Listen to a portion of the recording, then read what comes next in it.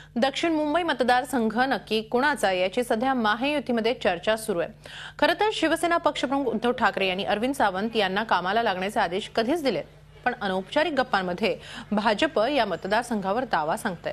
या मतदारसंघातून आमदार मंगलप्रभात लोढा यांचा मुलगा अभिनंदन लोढाच्या उमेदवारीची चर्चा आहे, पण त्यात तथ्य नसल्याचा दावा अरविंद सावंत यांनी केलाय। याच संदर्भात अरविंद सावंत आणि भाजपचे स्थानिक नेते अतुल शाह यांच्याशी बातचीत केली आहे। आमचे प्रतिनिधी दिनेश दुखंडे यांनी।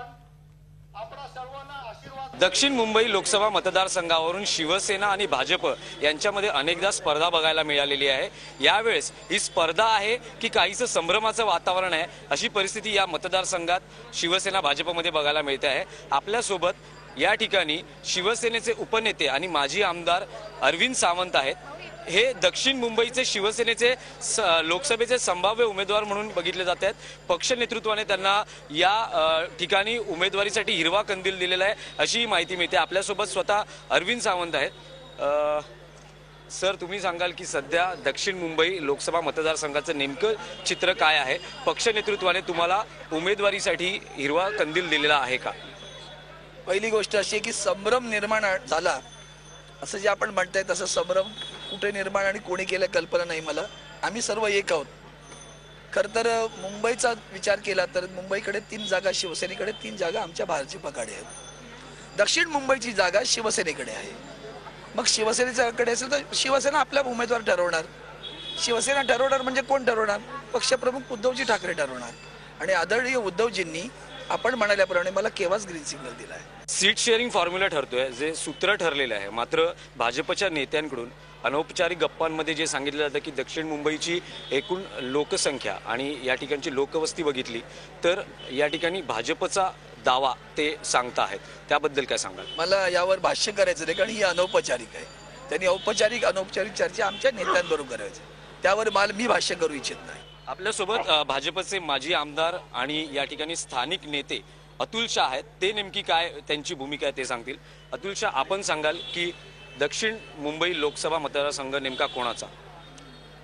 बघा, असं आहे, आम्ही आमच्या ज्या सीट पार्लमेंटरी बोर्डनी काय ठरवलेले आहेत आणि आता शिवसेनानी पण त्यांचं कॅन्डिडेट ठरवलेलं आहे। मला अधिकृत ते सांगितलं गेलं विभाग प्रमुखांकडनं, तर संभ्रम हा नाही आहे। ही सीट शिवसेनेचीच होती। गेल्या थेपेला मोहन रावले लढले होते, यंदा अरविंद सावंत लढणार आहे। कुठे संभ्रम आहे?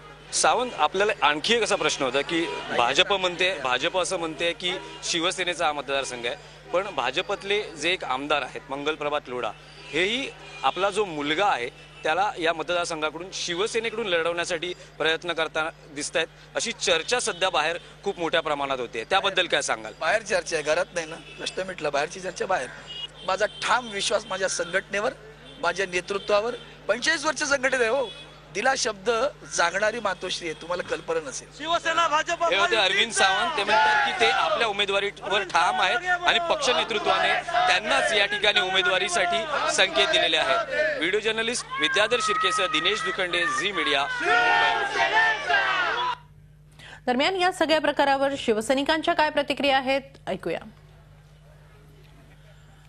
आम्हाला आता जो आदेश आलेला आहे तो अरविंद सावंतासाठी आपल्याला काम करायचं आहे, त्यामुळे आम्ही आमच्या समोर उमेदवार अरविंद सावंतच धरलेला आहे आणि त्यांना घेऊनच आम्ही पुढची वाटचाल करतो।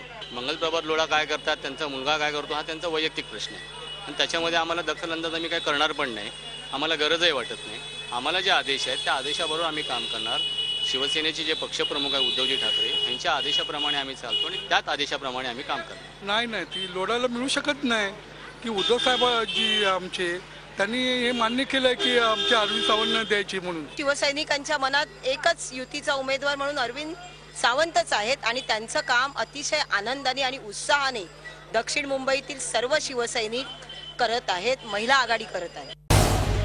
झी 24 तास रहा एक पाऊल पुढे।